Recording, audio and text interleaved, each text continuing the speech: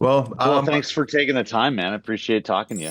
yeah, thank you as well. I'm here with Nicolas Wright, one of the writers and directors of The French Girl, the main writer and director of The French Girl. Not true at all. It takes two brains to make one with us. So no. But well, first of all, I guess someone would have to see the movie, but where does one get a copy of The Widow's Hammock? I wish I knew. We had so much fun just writing and the back cover for that prop. I forget what it was, but it's just, in our minds we just thought he's such a the character that William Fichtner kind of created, we just imagined this sort of romantic sultry kind of story set in the deep south, like one of those sultry murder mysteries. So it was really like a funny exercise because the prop guys are like, well, we need the back cover and we need the description. And I think we had a few glasses of wine one night and just wrote the silliest description. I don't remember what it was, but yeah, that's as much of the book that exists, unfortunately. But that's our next project. Oh, We're gonna make the movie. I can't wait to see it. Um, so the other writer director, James A. Woods, Yes. I hear, but the both of you have written. You both co-wrote the Independence Day Resurgence, Yes, we did. and this is your first directing credit. Not Yeah. not the kind of movie you would think. From, I mean, they should be on It's the poster. French it's Girl really from the not writers it of yeah, Independence Day. exactly. It's really not a straight line. We were terrible at connect the dots as kids. So we would always have to try. But no, it was look, I mean, we had written this film long before we were involved in that sequel, and it was, this is a deeply personal film for us. This is like a love letter to Quebec. And really, as James and I met 20 years ago, and as we became closer, we realized we had sort of the same background, where both of our fathers were English Canadians who married French Canadian women and started families, and we thought that's like the perfect setting for a romantic love story. How's nobody tapped into this? And so that was kind of the genesis of it. So we wrote it, and then we put it in a drawer, and we got busy with a bunch of other stuff, amongst others, Independence Day Resurgence.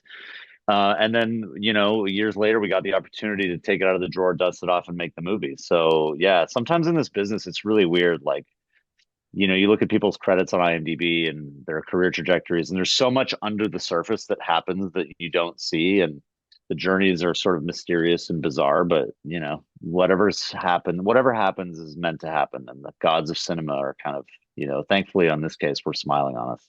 Nice. First of all, I'm a huge fan of Zach Braff, especially a huge fan of Scrubs.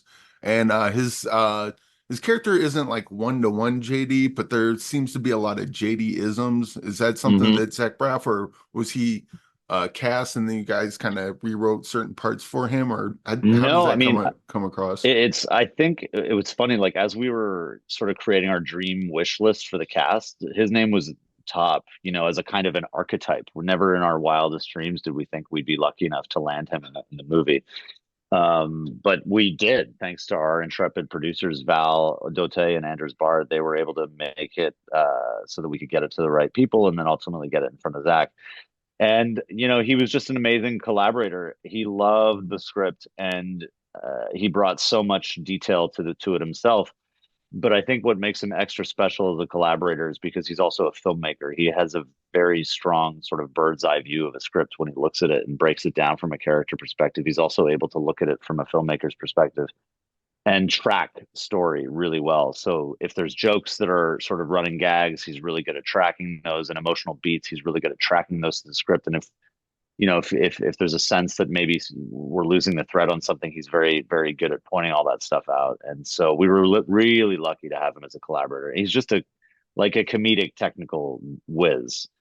And when you're blessed to work with someone like that, they're just going to elevate the material, as he did in Scrubs and as he certainly did in our film. Like, he's just so funny. He's a great improviser, and his rhythm is just second to none. So we're very grateful that he took the time to make this movie with us. Yeah. And speaking of comedic beast, you got William Fichtner, who's like I think a lot of people think of him as like a actor, like character actor, but I don't think he gets enough credit for how freaking hilarious that guy is. Like, just It's he always shows up in bit bananas. parts and just kills me every I time. know. Well, I mean, I've been a fan of his since Grace Under Fire all those years ago, and of course on Mom, he was on Mom. He does pop up in comedy every once in a while, but most people kind of know him from the darker films that he does, and like the Black Hawk Downs and Batman and Heat. These huge, intense, heavy action films, ponderous dramas, and he's it just speaks to his talent. Like that guy can swing left and right, no problem. But he loves comedy, and he's a laugh riot in real life. Like he's just the funniest dude. We became really close friends with him on Independence Day, and it was just that was when we realized how funny he was. And so when we wrote this part, we wrote it with him in mind. And thankfully, this A, he liked the script, and B, his schedule aligned, and so we were able to make it work because we would have been devastated if he hadn't been able to do it.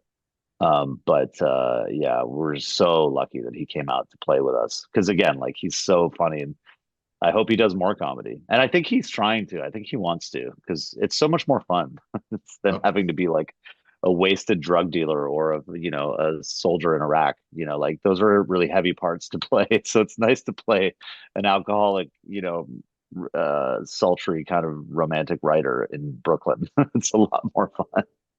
so I mentioned that you guys wrote Independence Day Resurgence, and I believe you're writing the new Stargate movie coming out.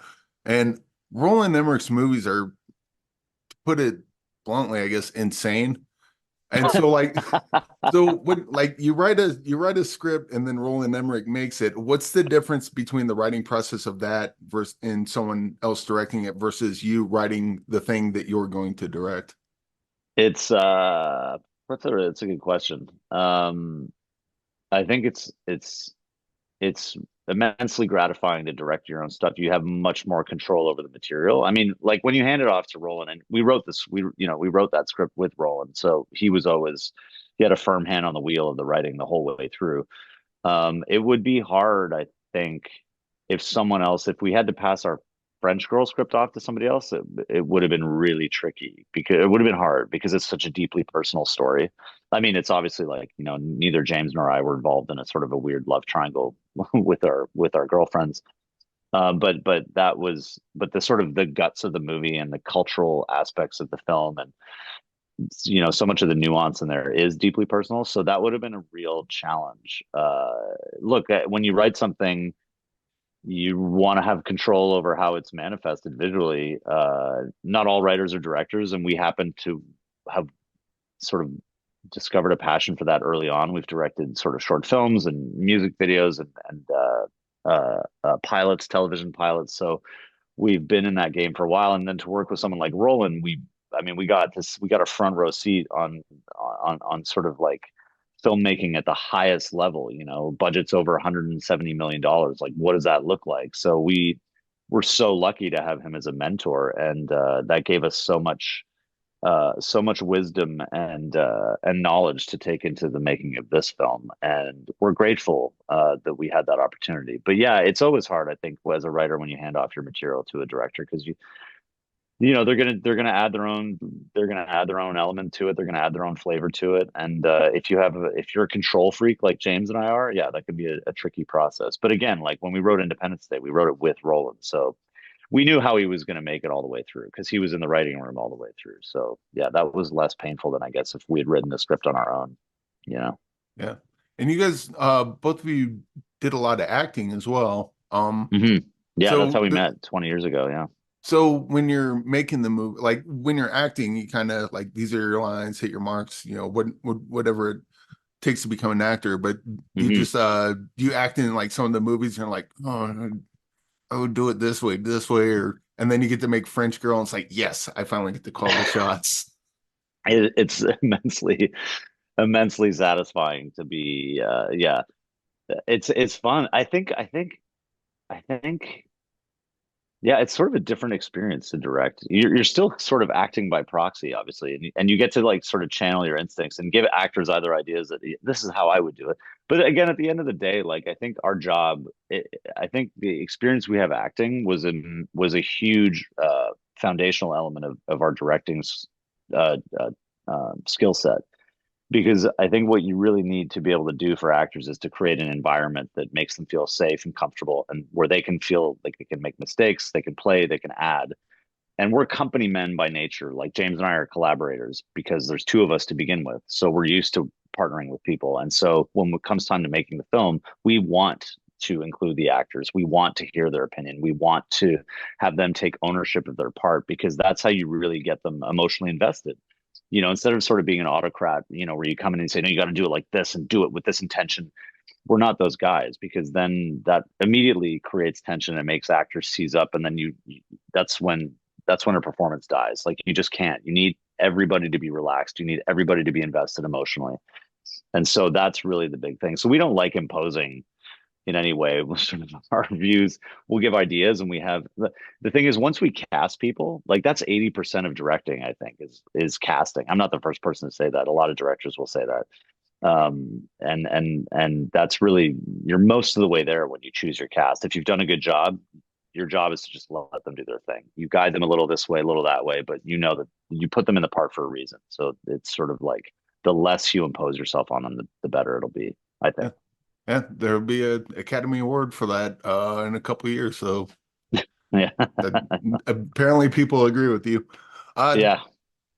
we do have a what's in the box segment, and each week we have a box, and there's a bunch of movies in it we pull out and watch for the following week. And we have people put movies into the box, and these are movies that are either personal to you or a movie that you think, man, that movie's really good, and no one talks about it, and I don't understand why. What's a movie you'd like to put in the box? Oh, that's a really cool segment. Oh my God. Can I have a second to think about that? Because I You can have really three. want to, man. Oh God, that's such a good idea. Um, oh man, you've stumped me here. Let me, do people, do you want like an obscure film or something that is sort of more palatable? Some I'm we get people that like throw out like really obscure movies. We get other people that throw out movies that like someone did Amazing Spider-Man 2 just because they thought the movie got crapped on a bunch and they're like, no, Oh, it's really really? good. Watch it again. So it's kind of runs the gamut. I'm gonna look through my collection here just quickly to get inspired, to see what, I mean, oh God, there's so many. Oh, you know what? I'm gonna go with Death of Stalin. Death of Nice. Stalin, I think, is one of the greatest films of the last 5, 10 years. That movie is, I think, what he was able to do with that story, tonally, is masterful. Doesn't even come close to it. To weave comedy the way he did with the extreme gore and drama of that whole sort of regime change. Oh, man, yeah, Death of Stalin. That movie, and the cast is just insane. I mean, everybody in it's just, at the top of their game. Yeah, Death of Stalin. Definitely a big fan. All right. Well, great pick. And French Girl comes out in theaters March 15th and on digital March 19th. Watch it in theaters. But Nick, Yes. thanks for joining Thank me. you so much, Eric. I really appreciate it, man. Thank you.